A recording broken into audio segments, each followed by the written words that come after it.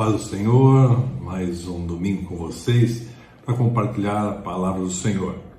E é sempre bom que você esteja aí ouvindo o que Deus tem para falar, para que nós possamos estar com os nossos corações pulsando da vontade de Deus. Nós possamos estar com nossos espíritos alegres por mais uma vez Deus estar ao nosso lado nas batalhas. Eu queria ler um versículo com vocês, que está lá no capítulo de 1 Coríntios, capítulo 10, versículo 13. Ele diz assim: às vezes a minha versão não é muito semelhante à sua, mas o contexto é o mesmo. Não vos sobreveio tentação que não fosse humana, mas Deus é fiel e não permitirá que sejais tentados além das suas forças. Pelo contrário, juntamente com a tentação, vos proverá livramento, de sorte que possais suportar. Paulo escreve esse versículo aos Coríntios, mostrando para eles a importância de estarmos entendendo que Deus está dos nossos lados nas tentações.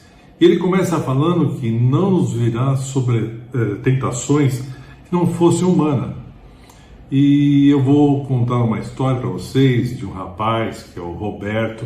É um nome fictício, mas o Roberto, quando tinha 15 anos de idade, ele deu a sua primeira espiadinha numa revista masculina.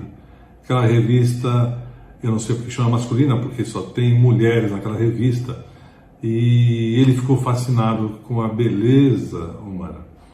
E ao mesmo tempo que ele dava aquela espiadinha escondida na revista, quando ele sentiu alguma coisa, um remorso, alguma coisa não estava bem, ele começou a se lembrar que aquela revista era do seu pai.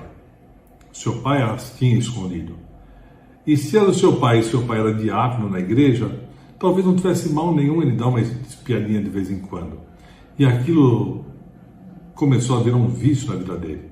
Ele começou até a fazer coleções dessa revista escondida. E ele, ao mesmo tempo que ele tinha essa preocupação, esse remorso no coração, porque ele era um frequentador da igreja, ele sentia que, como seu pai fazia, não havia problema para ele. E foi assim até ele entrar na faculdade, continuou com esse vício, vendo pornografias, e só quando ele realmente casou, que ele achou que ele tinha que parar.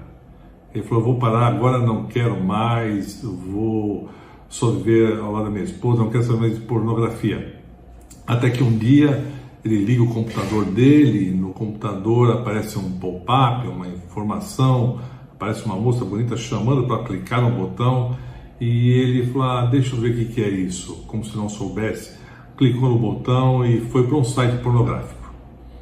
E aí ele começou a se interessar e tudo aquilo voltou à tona. Ele começou a ficar viciado novamente em pornografia. Mas ele, como um frequentador da igreja, ele sabia que aquilo não era certo, ele começou a bater alguma coisa nele que incomodava muito ele. Mas ele falava que ele não tinha forças para resistir àquela tentação. Que aquela tentação dominava ele de uma maneira que ele não tinha como escapar dela. Ele era prisioneiro daquela tentação. Esse é o primeiro ponto. Segundo, nós temos a Joana. A Joana era uma moça que ela adorava saber as últimas notícias sobre todo mundo. Ela adorava saber o que acontecia com os seus amigos íntimos, com os seus vizinhos, com os irmãos da igreja. Ela via de manhã, começava pelo Facebook, Instagram, depois WhatsApp, e ela adorava. E ela era uma exímia guardadora de segredos, até que não pedisse para contar. Até que ela não achasse que o segredo era tão bom que ela devia contar para todo mundo. Então ela era aquela rainha da rede, a fofoqueira mor. O site de Fuxico Gospel era com ela mesma. Ela adorava uma fofoca. Mas ela também, como frequentadora da igreja, ela achava que aquilo não era muito certo. Mas ela não aguentava, ela tinha que falar. Isso causou muitos problemas para ela na vida particular e social dela, porque ela brigava com todo mundo, porque ela passava para frente notícias, passava algumas fofocas para frente, mas como o nosso amigo Roberto, ela achou que aquilo também era maior que ela, uma tentação que ela não conseguia dominar, e que ela era uma pessoa que tinha esse problema e que talvez nem mesmo Deus pudesse ajudá-la. E eu queria mostrar uma coisa. Qual a semelhança dessas duas histórias que eu contei para você? De um rapaz viciado em revistas pornográficas e uma moça viciada em fofocas, em redes sociais. e não conseguindo dominar esse vício. É que os dois acreditavam na mentira, que essas tentações eram sobre-humanas. Essas tentações eram exclusivas dele e tão fortes que eles não podiam dominar. Aí quando nós lemos o apóstolo Paulo falando que não nos veio tentações, não nos sobrevieram tentações que não fossem humanas, nós vamos entender que Deus não nos dá alguma coisa que seja maior do que possamos suportar. Nós vamos começar a entender que nesse contexto dessa história, às vezes você está passando por alguns problemas, com algumas tentações, que você não está conseguindo dominar, você não está conseguindo se livrar disso, porque você acha que essa é a maior tentação do mundo, que ninguém tem uma tentação igual à sua. Existem pessoas que têm uma mentalidade uma mentalidade de vítima, vitimizada. Ela se sente vitimizada em tudo. Existia uma irmã que não era da nossa igreja, de uma outra igreja, que quando você encontrava com ela e falava para ela assim, e aí, como você está? Logo em seguida você se arrependia amargamente de ter perguntado isso. Porque ela falava, pastor, nem te conto, o senhor não sabe do que eu estou passando, o senhor não sabe dos meus problemas. E ela começava a falar de problemas, e era uma irmã que frequentava a igreja, as reuniões de orações. Um dia ela falou assim, agora minha casa caiu, pastor, eu estou com um problema, ela era casada, tinha 2 filhos, e o marido falou assim, de uma leva só, todo mundo perdeu emprego em casa, meus 2 filhos e o marido, eu preciso de oração. Ela frequentava o culto de oração, frequentava as reuniões, campanhas de oração, e se no meio do culto alguém fizesse um apelo para alguma coisa, ela estaria lá para orar pelos filhos, pelo emprego e pelo marido. Até que um dia ela veio lá e deu testemunho da bênção. Foi lá na frente, no culto, e falou, olha, esse mês meus 2 filhos estavam desempregados, arrumaram emprego, e o meu marido também arrumou emprego esse mês. Não, em casa agora é uma bênção, está todo mundo empregado, Deus ouviu o nosso clamor, eu quero dar esse testemunho, todo mundo bateu palma, glória a Deus. Passou um tempinho falando com ela, ei irmã, tudo em paz lá em casa, tudo na bênção? Ela falou, pastor, o senhor não sabe, está uma luta, o inimigo se levantou fortemente. Eu falei, nossa, mas você deu um testemunho há pouco tempo, 3 pessoas da família empregadas, numa crise tremenda. Eu falei, então pastor, lá no emprego do meu filho mais velho, é uma perseguição. O pessoal tem uns ciúmes dele e perseguem ele não tem paz. Nossa, a chefe dele tem uns ciúmes porque ele é muito mais inteligente que ela. Nossa, só perseguição, pastor. Ele não aguenta mais, é uma pressão muito grande. Do meu filho mais novo, o senhor sabe como é, pastor? Trabalha muito, é um trabalho que exige muito, às vezes não tem nem tempo de almoçar. O coitadinho chega em casa fraco, ele vai ficar doente logo logo. Esse emprego não é para ele. Isso aí foi bênção que veio para maldição. Eu falei, mas irmã, seus filhos estão desempregados. Não, pastor, não tem jeito. Bom, e seu marido? Ah, você já sabe, né, pastor? Ele está empregado, mas o emprego não é do nível que ele tinha. Ele ganha muito mais no outro. Ah, o padrão dele é outro. Ele pegou esse emprego só para não ficar sem nada, mas ele está infeliz demais. Então ela tinha esse espírito de vitimização. Ela tinha esse espírito em que nada era bom. Tudo para ela, a tentação era maior do que a de todas as pessoas. O sofrimento dela era um sofrimento maior que o das outras pessoas. Era inatingível ela vencer as tentações, as guerras que vinham, as batalhas que vinham, porque ela era vitimizada. Ela não entendia o que Paulo falava aqui, que nós temos que vencer as batalhas, porque Deus não nos dá alguma coisa que não seja humana, que não seja igual para todo mundo. A gente tem que entender que a primeira coisa que a gente tem que compreender, depois que as nossas tentações são iguais, é que nós temos que começar a reconhecer os nossos pecados. Isso é muito difícil, a gente reconhecer os nossos pecados. Nós reconhecemos em nós, às vezes, momentos de ingratidão para com Deus. Reconhecer, às vezes, em nós, o que João diz, que não há pessoas sem pecado algum. né, que todos somos pecadores. Se nós falarmos que não temos pecado, nós nos enganamos a nós mesmos. Eu gosto muito do texto do apóstolo Paulo, lá de Romanos 7, a partir do versículo 15, ele começa a falar que ele, assim, eu não entendo o que faço, pois eu não faço o que eu desejo, mas o que eu odeio. E se eu faço o que eu não desejo, eu admito que a lei é boa. Nesse caso, não sou mais eu quem o faz, mas o pecado que habita em mim. Porque eu sei que nada de bom habita em mim, isto é, na minha carne. Porque eu tenho o desejo de fazer o que é bom, mas não consigo realizá-lo. Pois o que eu faço não é o bem que eu desejo, mas o mal que eu não quero fazer. Esse eu continuo fazendo. Ora, se eu faço o que não quero, já não sou eu quem faço, mas o pecado que habita em mim. Aqui Paulo estava num conflito, já desde o versículo 6, 7, 8, ele começa a falar da lei, do pecado, da justiça. Ele fala assim, olha, se eu sou obrigado a seguir a lei e eu não cumprir a lei, então eu não ganho o céu. Mas como que eu posso ganhar o céu se a lei eu não consigo cumprir? A lei não é boa? Não, mas se é o pecado que existe em mim, que habita em mim, que faz fazer os desejos da carne, como que eu procedo? E ele começa a entrar em conflito, ele fala assim, não, mas Jesus é maior. Jesus, ele cumpriu a lei, mas ele te dá uma brecha para falar assim, olha, você pode vencer os seus pecados.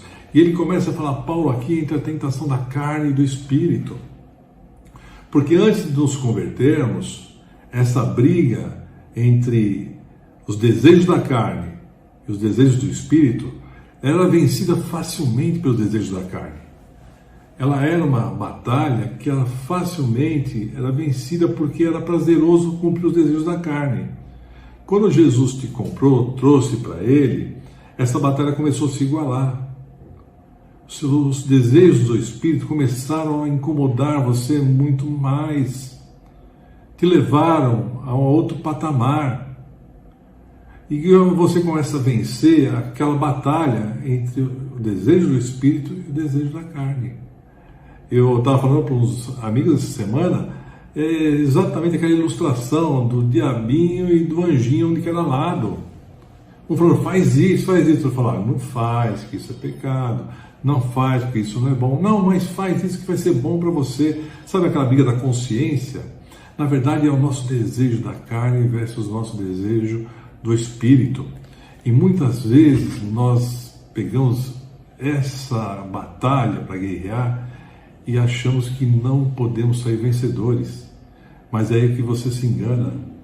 Quando você está nessa batalha entre o Espírito e a carne, Paulo fala assim, olha, mas eu sei que eu posso vencer isso. O apóstolo Paulo entende que não veio para nós uma tentação que não fosse humana. Ele conseguiu compreender isso. Ele conseguiu compreender que aquilo era humanamente possível, porque agora habitava nele alguma coisa que se chamava Espírito Santo, que agora habitava no coração dele, na alma dele, uma força maior do que ele, porque agora ele entendia que ele tinha sido comprado na cruz por um alto preço. Ele entendia que não era mais ele agora, mas o Espírito Santo que habitava nele.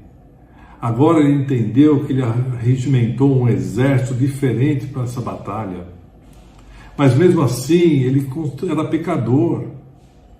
Entendia isso, então ele estava nesse conflito, como muitas vezes nós batalhamos diariamente contra os desejos da nossa carne. Nós batalhamos diariamente contra os desejos que não são do Espírito. Eu e você temos uma batalha diária para travar. E nós travamos essa batalha que às vezes é difícil ganhar. Às vezes nós até perdemos. Mas nós temos uma coisa que o Senhor nos deu, que é o direito ao arrependimento. E se nos arrependermos verdadeiramente das vezes que perdemos essa batalha e não voltarmos a cometer os mesmos erros, o Senhor é fiel para nos perdoar. O Senhor é fiel para fazer cumprir em nós a sua promessa. E é isso que ele fala. Que quando ele fala assim, quantas vezes podemos perdoar? 70 vezes 7? e o Senhor é o perdoador da nossa vida. Então, Deus nos dá essa noção, através do apóstolo Paulo, nesse versículo, falando assim: não veio sobre vós tentações que não sejam humanas. Irmão e irmã, se você acha que o seu problema é o maior problema do mundo, mentira. Pessoas vão ter o mesmo problema. Sabe aquele ditado que todo mundo fala, mas ninguém entende? Olha, você está reclamando, olha para trás que tem gente pior. Esse ditado é verdadeiro. Se você olhar para trás, vai ter gente pior. E se você olhar para aquilo que Deus fez na sua vida, você vai parar de reclamar. Você vai lutar no meio das maiores batalhas e entender que aquele é o seu fardo, aquela é a sua porção, aquele é o seu momento. Um segundo ponto que eu queria pôr desse versículo é a parte B dele, que fala assim: olha, não sobreveio sobre você tentação que não fosse humana, mas Deus é fiel e não permitirá que sejais tentados além das suas forças. Olha, interessante, Deus promete, Deus nos dá uma limitação na tentação, e Ele nos municia para isso, Ele nos dá força, porque Ele fala assim: olha, essa batalha, essa tentação, ela não vai ser maior do que as suas forças. Eu vou equilibrar essa luta, eu vou dar um jeito. Se o inimigo vier com uma tentação, com uma arma X, eu também vou te dar uma arma X. Se o inimigo trouxer um canhão, eu também vou te dar um canhão. Vai ser igual a luta. Ele não nos dá uma tentação que não possamos enfrentar.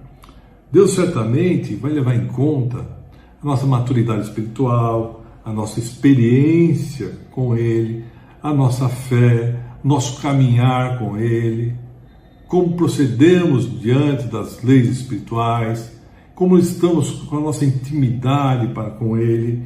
Então, muitas vezes, que nós nos sentimos dominados pelas tentações, sem forças para resistir, nós temos que entender que nós somos mais que vencedores. Nós somos capacitados pelo Senhor para vencer.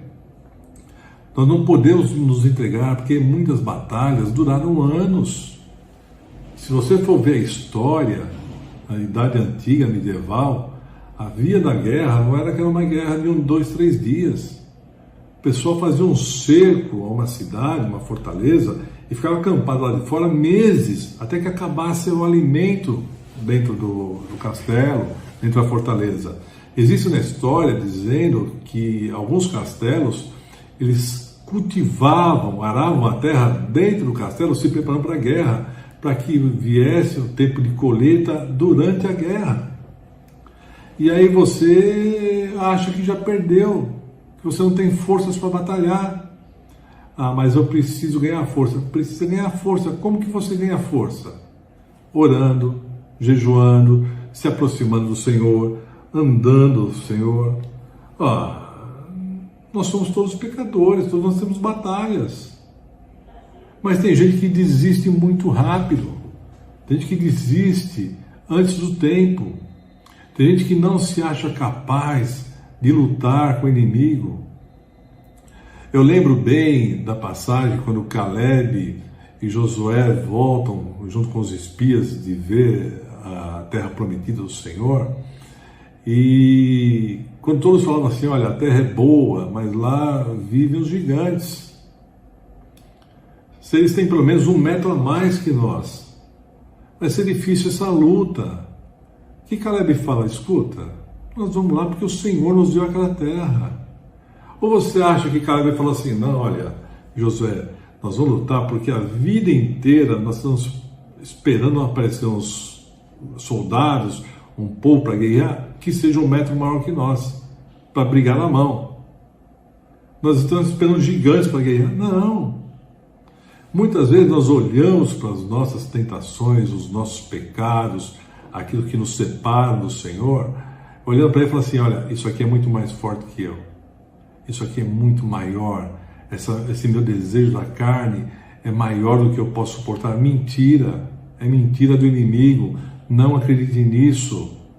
Porque se ele for maior, Deus está falando aqui, através do apóstolo Paulo, que ele vai fazer com que você tenha a igualdade na luta.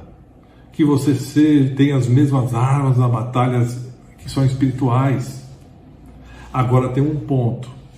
Você pode escolher ou não pegar as armas que Deus te dá.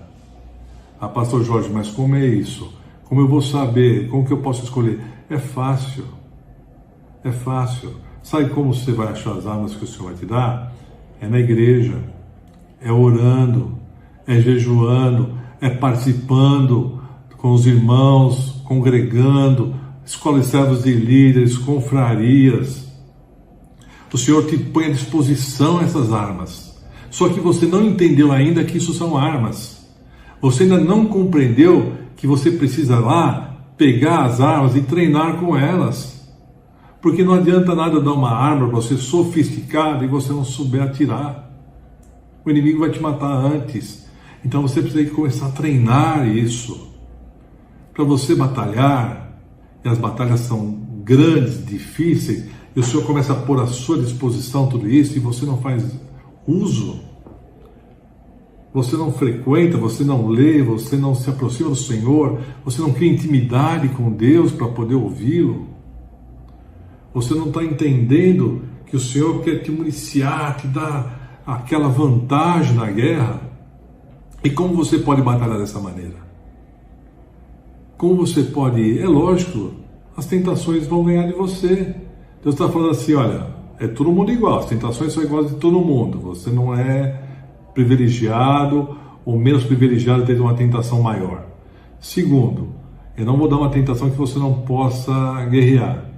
Eu vou te municiar para isso. Eu vou te ensinar a batalhar. Vamos começar a ler, vamos começar a orar, vamos se fortificar. Que a hora que você está bem mais forte, ganhando a batalha, o inimigo vai olhar e falar assim, nossa gente, vamos chamar ajuda. Vai trazer mais tentação para você, mais tribulação para você. E você vai se fortificando, quer dizer, você vai se santificando.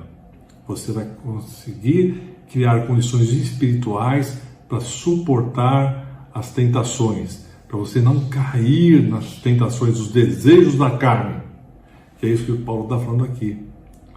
Um terceiro ponto que eu quero falar para você, que Paulo nos ensina aqui: se a tentação nos ameaça, sendo maior do que nós podemos, Deus nos dará o escape, Deus nos dará a estratégia para a batalha.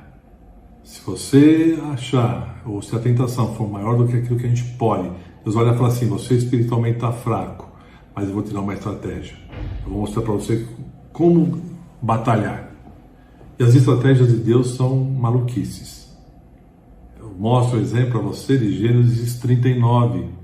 José vendido como escravo para a casa de Potifar, capitão do faraó. E ele começa a trabalhar naquela casa, e aí o Senhor tem tanta alegria em José, que ele começa a dar bênçãos naquela casa. Tanto que Potifar dá a chave do estoque de comida para ele cuida da casa, ele toma conta da casa. Só que ali tinha uma tentação. Quem que era? A mulher de Potifar. Ela estava em cima de José toda hora. A Bíblia fala que não era nenhuma, nem duas, nem três vezes. Ela rodeava José todas as vezes. Até que um dia, numa estratégia, nenhum daqueles funcionários da casa estava lá, estava sozinha com José, e ela vai para cima de José, rasga a roupa de José, tira a roupa de José e quer dominar José de qualquer maneira. Qual foi a estratégia que Deus deu para José? José era jovem, ele podia simplesmente dar vazão às seduções daquela mulher, aquelas tentações. Deus falou para ele, olha, vai lá José, expulsa ela em nome de Jesus. Não. Deus falou assim, vai lá, quando o marido dela chegar, ele confia em você. Conta que ela é sem vergonha, que está tentando, está querendo ir para a cama com você. Não. Sabe o que Deus faz? Você já sabe, né? Deus manda ele fugir. Olha só que coisa. Deus manda José fugir. E tem muitas vezes nós vamos ter que fugir. Ali, se fosse hoje, chamaria o José de afeminado, talvez de uma pessoa que não gostasse de mulher, de uma pessoa que não era corajosa, onde já se viu uma coisa dessa, uma situação propícia, ele está ali, chefe da casa, mulher, poderia ter um caso com aquela mulher, sem que o capitão soubesse, tá tudo, mas o Senhor manda ele fugir, porque ele tinha temor no coração pelo Senhor, ele sabia o que era honrar o Senhor, ele sabia o que era honrar o patrão dele. Ele fala isso aí, como que eu posso trair o meu Deus? Como que eu posso trair o meu Senhor que me confiou todas as coisas? E muitas vezes, quando nós estamos em batalha, nós esquecemos que o Senhor tem feito por nós. Nós começamos a deixar as batalhas correrem e não olhamos a estratégia que Deus nos deu, porque nós esquecemos de quem é por nós. Muitas vezes nós, parece que durante essas tentações, apagamos Deus da nossa vida. Então, Senhor, tira férias um pouquinho, que eu vou fazer uma coisinha ali que o Senhor não gosta. E é assim que a gente começa a fraquejar. E eu lembro que tinha um garoto, a história de um garoto, que com 5 anos, o pai e a mãe brigaram, foram embora e deixaram ele sozinho em casa, mais irmãos, e ele foi adotado por um tio. E com 5 anos ele começou a ser abusado sexualmente desse tio. E ele conta que não foi por uma, nem 2, nem 3 vezes, mas se tornou até por um período que o tio foi morto por bandidos. Ele foi sempre abusado sexualmente. Isso trouxe um transtorno sexual na vida dele muito grande. A sua personalidade sexual, a sua identidade sexual foi totalmente mudada. Sofreu um viés muito grande e ele pagava um preço muito caro por isso. E até ele chegar à faixa dos 20, 30 anos, pouco antes, ele conviveu com isso até não conhecer o Senhor.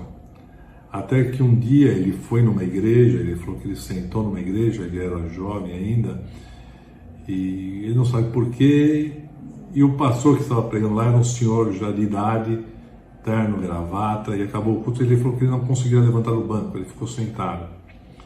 E esse senhor, que era o pastor, sentou ao lado dele, olhou para ele, cumprimentou, falou, está tudo bem, e ele pensando consigo mesmo, falou assim, eu estou cheio de problema, mas o senhor dessa idade, se eu contar o meu problema, ele não vai entender nada. É capaz de me expulsar da igreja. Isso que o pastor olhou para ele e falou assim, eu posso te dar um abraço? Ele falou, pode. Ele deu um abraço, esse rapaz começou a chorar, e o pastor falou, pode falar o problema? Ele falou o problema dele, e o pastor o ajudou, mostrou para ele que ele não era o único a ter aquele problema, e que Deus tinha uma solução para a vida dele, ele aceitou Jesus e a vida dele mudou. Mudou porque ele começou a entender a estratégia de Deus para a vida dele. Ele começou a entender que Deus tinha um propósito com ele para a vida dele. Assim, no dia que Deus chamou você também. Deus tinha estratégias para a sua vida. Deus tem propósitos para a sua vida. Como o pastor Ricardo falou na live de domingo, Deus tem um chamado para você. Qual é o seu chamado? Você já conseguiu ouvir e saber de Deus o que Ele tem para você? Você já conseguiu entender por que Deus te resgatou? Você já conseguiu entender por que Deus vai te municiar para todas as tentações? Que você não tem que ter problemas com isso, que elas virão, porque a Bíblia nos fala que no mundo teremos aflições. Às vezes você olha para nós como pastores, eu, pastor Ricardo, pastora Vânia, pastora Laura, pastora Carmen, pastor William, pastor Sérgio, agora assim, é tudo uma maravilha. Como é bom ser pastor, eu quero ser pastor porque eles vivem no mundo da maravilha. Nada acontece com eles, eles são protegidos. Não é assim. Não é assim. Às vezes nós estamos amargurados no nosso coração, estamos numa luta entre os desejos da carne e os desejos do Espírito também, como o apóstolo Paulo. Às vezes estamos preocupados, tristes ali, e orando pelos irmãos, fazendo o trabalho do Senhor, mas por dentro quebrado. Quantas vezes você chegou no pastor Ricardo, no final do culto, em vez de pedir oração, falou, pastor, posso orar pelo Senhor? Posso dar um abraço ao Senhor? Pastora Vânia, eu queria ligar para a senhora, que eu queria orar pela senhora, queria dar um abraço. Pastora Laura, Pastora Carmen, a senhora ora por todo mundo. O que a senhora está precisando? Eu quero orar pela senhora hoje, quero abençoar a sua vida. São essas estratégias, porque o nosso coração é igual ao seu, tem a mesma briga. Nós estamos lutando para nos aproximarmos de Cristo e sermos santificados a todo dia. Porque é assim que nós vamos vencer os nossos inimigos, é assim que nós vamos vencer as tentações da carne. Não se engane, não se engane, a mesma tentação sua são as nossas tentações. E você só vai vencer isso na hora que você entender e identificar qual está sendo o seu verdadeiro problema, o seu verdadeiro pecado. Porque jamais houve alguém que possa falar que não tem pecado. Jamais há alguém que possa falar que ele é feliz o resto da vida, porque a Bíblia fala que não é isso que vai acontecer. Que o Senhor fala que não é isso. Por isso o Senhor fala que Ele estará conosco por todos os dias. Porque Ele precisa nos segurar, Ele precisa nos agarrar, Ele precisa nos abraçar, Ele precisa lembrar que Ele é conosco a todos os dias da nossa vida.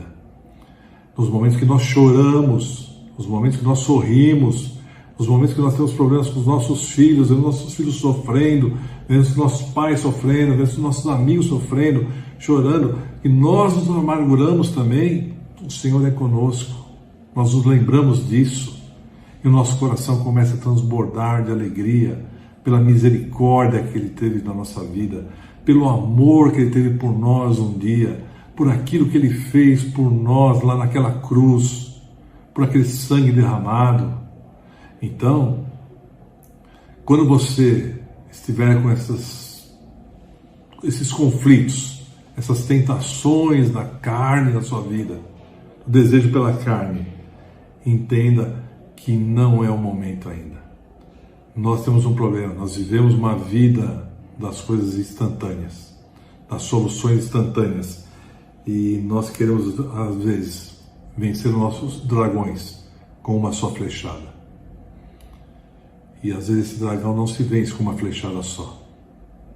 Nós temos que levar tempo para vencê-los. Nós estamos numa vida que eu acho fantástico, micro-ondas. Você compra um aparelho desse tamanho que você abre para esquentar uma sopa rápido. Você esquentar um leite rápido. Aí você paga uma fortuna para esquentar um leite, uma sopa. Aí não sabe que você tem até um curso para fazer comida no micro-ondas mais rápido. É instantaneidade. O fast food, as lanchonetes de fast food é impressionante. Você já tem uma comida rápida e às vezes esse rápido é demorado. Aí inventaram o drive-thru, você não precisa pegar fila lá dentro. Aí você vai no drive-thru, eu fico bravo toda vez que eu vou no drive-thru. Não sei se isso acontece com vocês. Você já fica na fila, a hora que você chega a sua vez, tem um placar colorido com mais de 30 lanches. Aí você começa a olhar, aí já tem um monte de gente atrás. A mulher falando assim, aí, qual o seu pedido? Que posso servir? Dá licença, eu estou olhando, espera um pouquinho. Que pode ser? Já escolheu, senhor? Aí você escolhe qualquer lanche. Passa na frente, já tem uma pessoa lá com o troco. Você nem abriu a carteira, mas já está com o troco para ser rápido. Aí você vai para outra janela e dá comida. Aquela batata você tem que comer no caminho. E quando chegar em casa já está ruim. Mas a gente adora, o que mais cresce no mundo, a marca mais famosa do mundo, tem milhares de lojas no mundo inteiro, porque nós queremos as coisas instantâneas, nós queremos as coisas rápidas. Basta você ter internet? Não, a internet tem que ser banda larga, porque senão não serve. Tem que ter 100 megas, 4G, que se você tiver só uma internet, o pessoal fala, pô, mas com essa internet você não faz nada. E assim é a nossa vida. E nós esperamos, nessa instantaneidade da vida, liquidar os nossos inimigos instantaneamente. Isso não ocorre. Nós temos o exemplo de Paulo, que precisou ficar no deserto, se preparando. Nós temos Davi, que antes de batalhar com Golias, lembre-se, ele tinha vencido o leão e o urso. Ele já tinha uma história, ele se preparou para isso, antes de estar ali na frente de Golias. Nós temos que entender que a melhor nossa habilidade em vencer os dragões ela se dá numa história, dia após dia. E essa técnica de treinamento que Deus vai te dar, ela tem um nome, chama-se santificação. Conforme você vai se santificando dia após dia, você vai ficando cada vez melhor. Você vai sabendo utilizar as armas e as estratégias que Deus te deu. E quando nós nos santificamos, nós começamos a sentir fome de Deus. Nós começamos a sentir a presença do Espírito Santo na nossa vida. Nós nos esforçamos para fazer o bem para as pessoas, a cuidar dos outros. Então nós começamos a inverter o resultado da batalha. Aí o inimigo começa a ficar enfurecido, mas não vai ter mais jeito. E não vai ser vitorioso de forma nenhuma. Porque toda vez que nós nos aproximamos de Deus, nos saímos mais fortalecidos, mais crentes, mais conscientes do que Cristo fez por nós na cruz. E nenhuma tentação é maior que o amor de Cristo por mim e por você. Então se lembre, meu irmão, não há tentação que não seja humana. Não há batalha que seja maior do que Deus possa te ajudar. Nenhuma tentação é maior que isso. E se vier uma tentação dessa, Deus vai te dar as estratégias e as armas para você batalhar. Somente creia e faça com que valha a pena o sacrifício da cruz pela sua vida. Amém? Tenha uma boa semana. Fiquem com Deus.